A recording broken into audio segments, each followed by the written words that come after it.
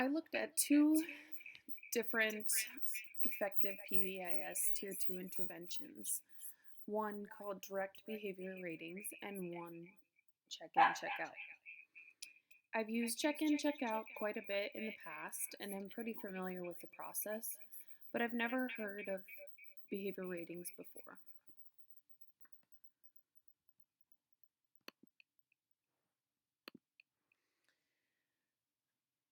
Direct behavior ratings is an umbrella term including multiple tools that apply similar designs and procedures. It addresses one or more problem behaviors that are rated by who frequently sees the student, which is typically the teacher or special education teacher. The teacher or user completes a rating of a student's problem behavior at least one or more times a day within a pre-selected period or location. These periods and locations can vary in length and nature. For example, you could use it for half days, 3 to 4 hour half days, a 10-minute activity, or maybe for a 45 or 60-minute class period. The direct behavior ratings data is then communicated within the school to other professionals, such as a SPED teacher, the counselor, principal, that student support team, and or between home and school. So it can be used to communicate with parents about how their child's behavior was that day. It can be used to determine if a student's behavior should be reinforced or ignored.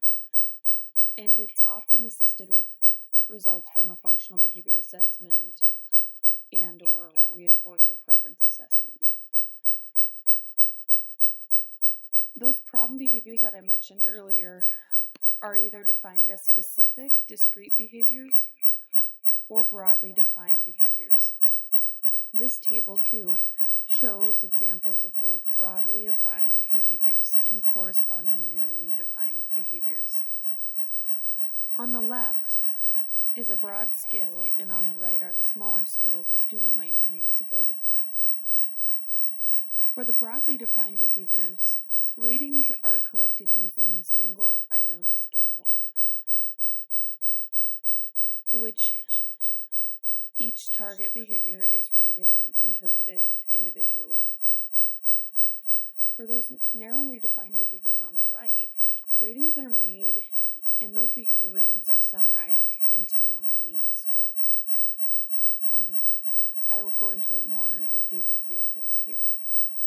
They're kind of hard to see, but the form on the left shows the single item scale. So if you can see, each behavior is rated individually and has its own percentage of total time score.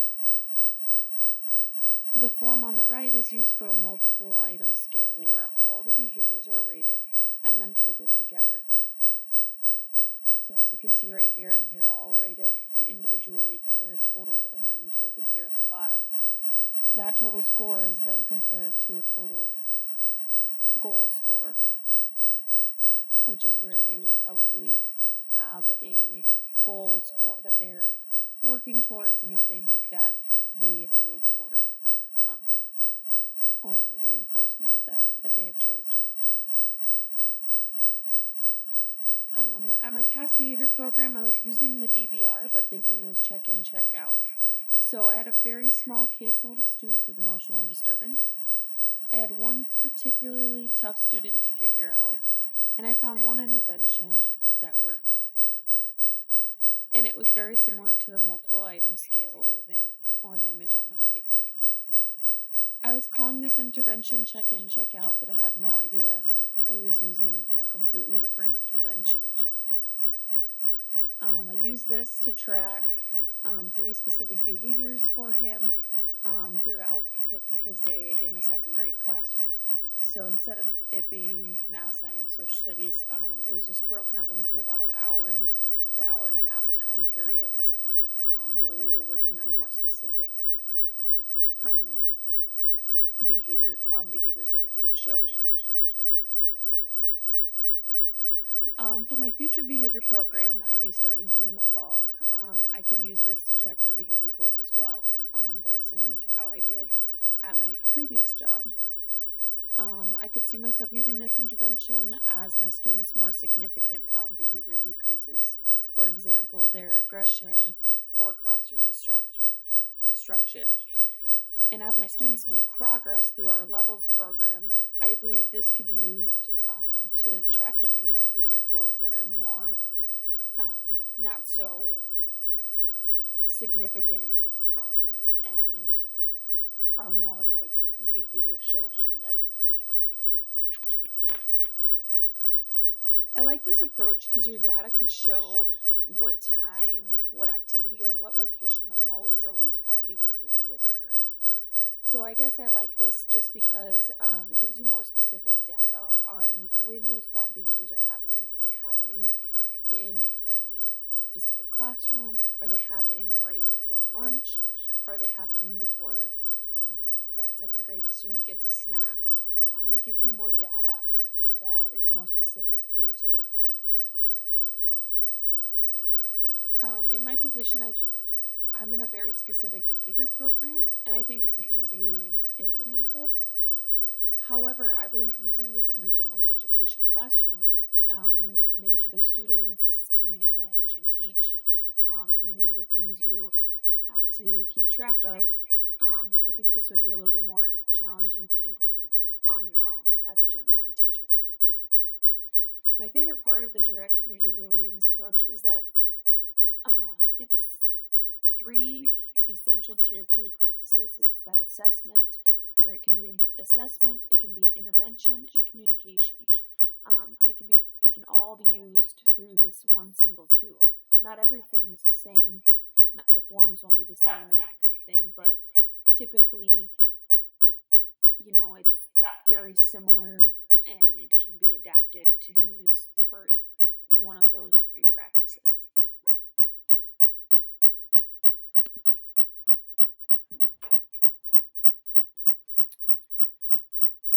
Check in, check out, and check in, check up, check out. Check in, check up, check out is an adaptation of check in, check out, where an additional check in is added midday. It's typically used for students who are non responsive or have limited responsiveness to that typical check in, check out.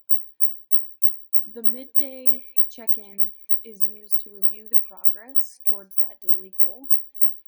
And an additional reinforcement break can be added if making adequate progress towards that daily goal. In my old school, I oversaw 2 educational assistants who ran the check-in, check-out program. They often adapted the normal check-in, check-out frequently for students who were struggling to find success in that normal check-in, check-out. They would sometimes add mid-morning and mid-afternoon checkups as well. These are just typically a quick check-in of how the day was going and didn't really have reinforcement involved. These were with first and second grade students, so obviously it would change with the age and needs of your students.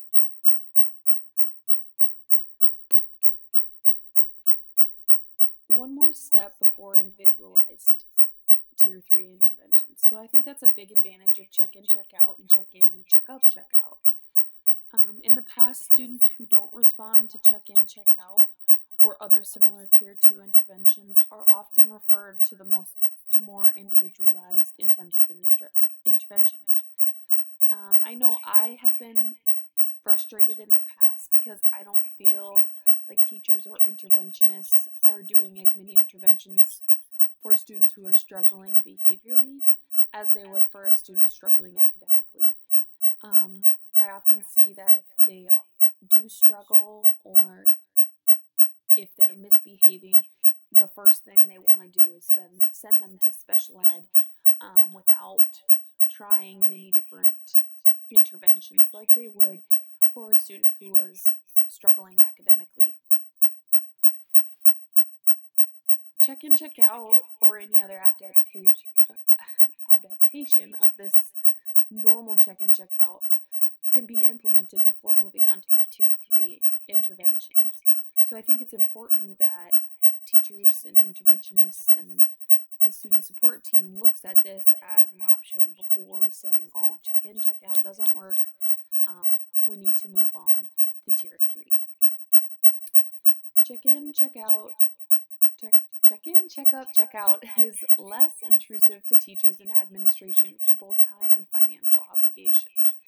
So when you add that checkup, it doesn't require any additional materials or trainings. You don't have to do a lot of teacher training. If they know how to do check-in, adding that checkup is really just another step in the day, and doesn't need to be trained upon or other things like that. The check-in, check-up, check-out can be implemented with numerous students with various schedules and routines. What I like about that is it's an easy, quick check-in that can include a reinforcement, but that reinforcement is usually quick and they're back into their general education or other schedule. Oh, my dog is annoying me. What I also like is that it can fade back down to check in, check out if a student is making progress. I like that this intervention can be faded back down to the typical check in, check out because I feel like students need to keep working back to the more natural reinforcement. So you can add those checkups throughout the day, but as they're making progress, I think it's important to jump back down and fade back down into that normal check in, check out, because that's more typical of what their day would look like if they didn't need this intervention. Like I said before, my staff and I at my previous job have even went down to a verbal check-in in the morning just to keep that routine and relationship with that student. But that's even after they've graduated from the normal check-in, check-out. And that's one of my favorite things about check-in, check-out and this check-up, is that you can make it work for the student and you. You can add those checkups throughout the day. You can fade back down. You can do just a verbal check-in. You can keep that relationship built with that student even after they've made great progress towards those behavioral goals.